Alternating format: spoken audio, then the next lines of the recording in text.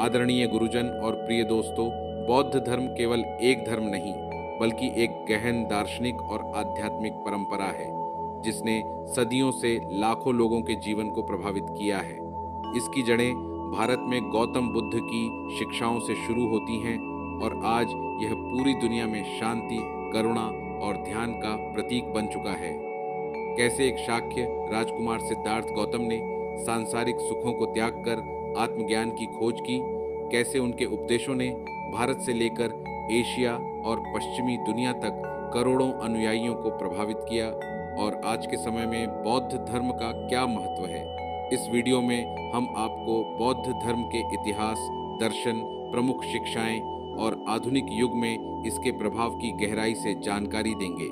आइए बुद्ध के ज्ञान मार्ग पर एक यात्रा शुरू करें। भारतीय समाज और बौद्ध धर्म का उदय। बौद्ध धर्म का उदय एक महत्वपूर्ण ऐतिहासिक मोड़ था। गौतम बुद्ध के समय भारत में ब्राह्मणवादी परंपरा प्रबल थी, जिसमें कर्मकांड और यज्ञों पर अत्यधिक जोर दिया जाता था।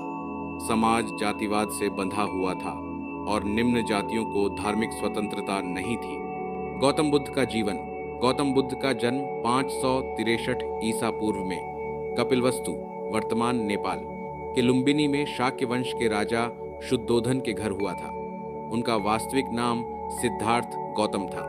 सिद्धार्थ का विवाह यशोधरा से हुआ और उनका एक पुत्र राहुल था। लेकिन सांसारिक सुखों से असंतुष्ट होकर उन्होंने 29 वर्ष की आयु में घर त्याग दिया। इसे महाभिनिष्क्रमण कहा जाता है। उन्होंने 6 वर्षों तक कठोर तपस्या की, लेकिन यह समझा कि आत्मज्ञान केवल मध्य मार्ग से संभव है। 35 वर्ष की आयु में उन्होंने बोध गया, वर्तमान बिहार में पीपल वृक्ष के नीचे ज्ञान प्राप्त किया और बुद्ध कहलाए। बुद्ध की शिक्षाओं का दार्शनिक दृष्टिकोण। बुद्ध ने किसी सृजनहार ईश्वर की अवधारणा को स्वीकार नहीं किया।